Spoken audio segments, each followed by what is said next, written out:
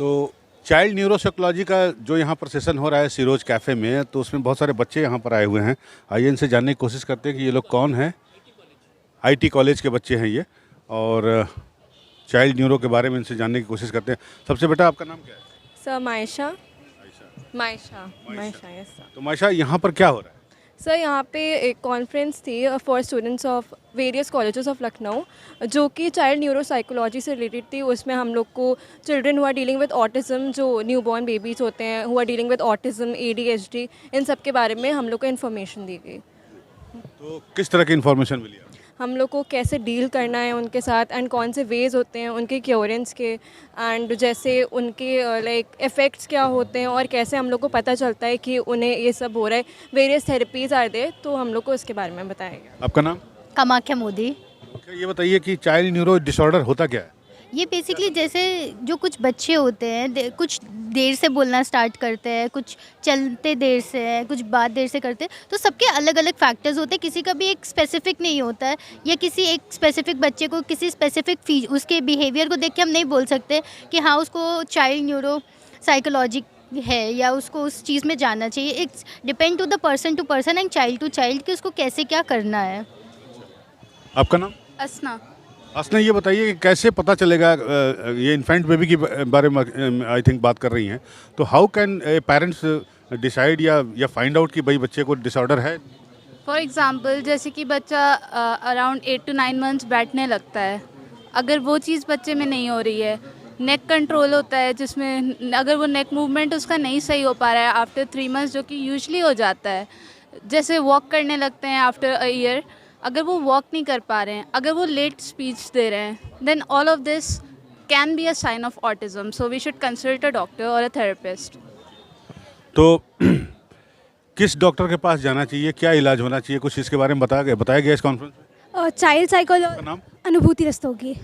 Child psychologist होते हैं, counsellors होते हैं और साइकोलॉजिस्ट होते हैं, आप जिनके पास कंसल्ट कर सकते हैं, आप उनसे डिसीजन ले सकते हैं, आप उनसे सिर्फ सलाह दे सकते हैं। बट आपको अपने आप से ही पता होता है कि जैसे हमारे बच्चे में है, पर आपको खुद को प्रिपेयर करना होता है कि हमें जाना है और खुद को प्रिपेयर करके जाना होता है कि अब जाएंगे हम अपने बच्चे के बारे में सलाह ले सकते हैं साइकोलॉजिस्ट से वहाँ पर। तो इसमें पेरेंट्स का क्या रोल होता है? आपका क्या नाम? मेरा नाम क्रिस्टल है। तो ये बताइए कि इसमें पेरेंट्स को जैसे फाइंड आउट हो गया, पेरेंट्स डॉक्टर के पास चले गए, उसके बाद जो ये इलाज है वो उसका टाइम टेकिंग क्या होती है, ये वेरी करता है रोग पे, और उसमें पेरेंट्स का क्या रोल होना चाहिए, पेरेंट्स को क्या करना चाहिए? ये जो प्रोसेस है ये एक तो शॉर्ट प्रोसेस नहीं है, बहुत लॉन्ग प्रोसीजर है। इसमें पेशेंस की बहुत ज़रूरत है बच्चे को, क्योंकि पता नहीं है। लेकिन पेरेंट्स जो अराउंड हैं उनको तो पता है, उनको तकलीफ़ हो रही है कि मेरा बच्चा ये सब से गुजर रहा है और उनको डील करना पड़ रहा है ये सब चीज़ से। तो मेनली पेरेंट को पहले तो एक्सेप्ट करना चाहिए कि हाँ मेरे बच्चे को है, उसके लिए मुझे और क्या करना चाहिए।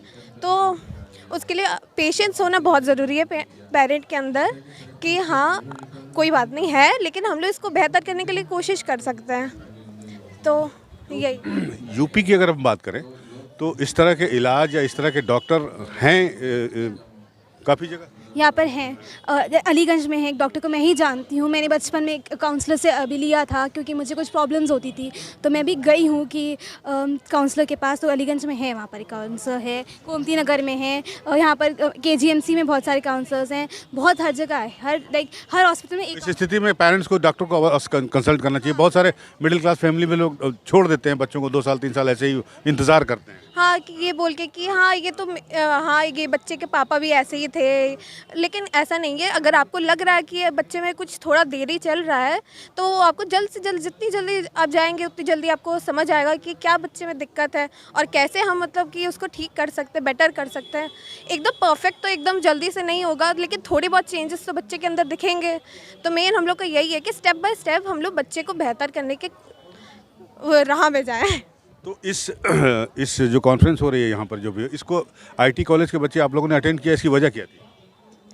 हम लोग को नया एक्सपीरियंस मिले, मेरा नाम मनस्वी है। हम लोग को यहाँ पे इसलिए लाया गया तो कि हम लोग फर्स्ट ईयर्स हैं पहली बात तो, और जितनी भी चीज़ें। फर्स्ट ईयर किसके? BCom BSc? BA BA first years हैं, BCom के भी हैं, कई लोग हैं, बहुत सारे लोग हैं इसमें।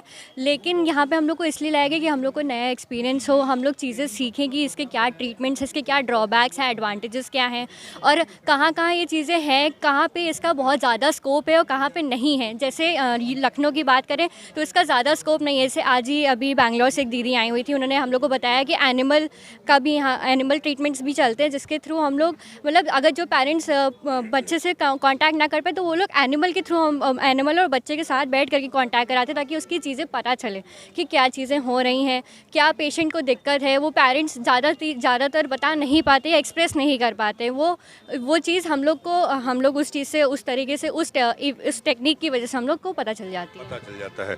तो ये एक बड़ी अच्छी काउंसलिंग हुई है यहाँ पे इन बच्चों की। ये सारे बच्चे आईटी कॉलेज के हैं और कल को ये अपना कैरियर बनाएंगे, इनका शादी ब्याह होगा और इनके बच्चे होंगे। तो खुदा न खास्ता अगर किसी के साथ ऐसा कुछ होता है तो उस स्थिति में ये बिल्कुल अवेयर होंगे, बिल्कुल अलर्ट होंगे कि इन्हें क्या करना है, डूज और डोंट सबके बारे में इन्हें पता होगा। और जाहिर सी बात है कि इनकी संतान जो है वो एक अच्छे पेरेंटिंग का अनुभूत कर गई। कैमरामैन नमन वर्मा के साथ अनूप श्रीवास्तव, लखनऊ।